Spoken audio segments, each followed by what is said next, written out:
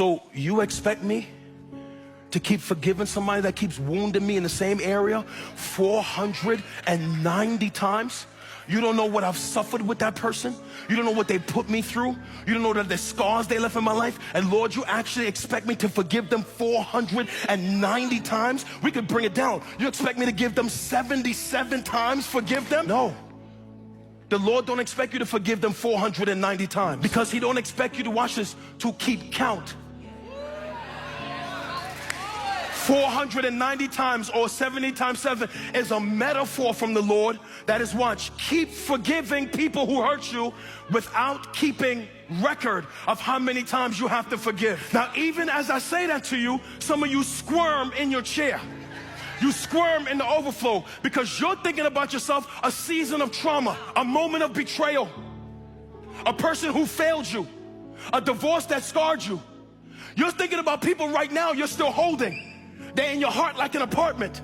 And you're hearing Jesus says, I want you to forgive every person that hurt you, to the point that you even stop counting how often you forgive. Young Philip Anthony Mitchell heard that and said, Lord, I don't know if I could do that. Lord, you have any idea what they did to me in that season? You're telling me that as I live this life, any brother or sister that wounds me deeply, you expect me to just keep forgiving people over and over and over and over again. That is, watch, Lord, you're telling me there is no limit to forgiveness? I don't got a license to at least hold somebody in unforgiveness even for a little while, Lord? This is a difficult teaching, because in our natural flesh, it is not easy to forgive people when they wound you. I can testify of being hurt by people, and my first response is not forgiveness, it's vengeance, it's retaliation.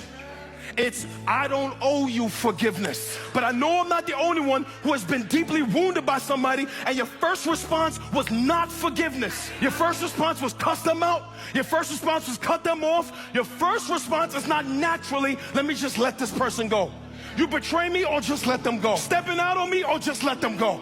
Deceive me, or just let them go. No, family. You ain't that righteous. That's not your natural first response. For a lot of us, our natural first response is pain, it's tears, it's heartbreak, it's hold that person until I'm ready to do something with them. The Lord knows something about you and I that we forget that he knows about you and I. The Lord knows, watch this, that you are human. And he knew that you would struggle with this teaching. He knew when he said this in the first century that this would seem almost unnatural for us to just keep forgiving people that wound us. Everybody in this life, the longer you live, somebody will hurt you so bad you will not have the grace to want to forgive that person. So what the Lord gives us here is not suggestions, but what the Lord gives us here is teaching to give us an inner strength to know how to respond to people that wound us deeply.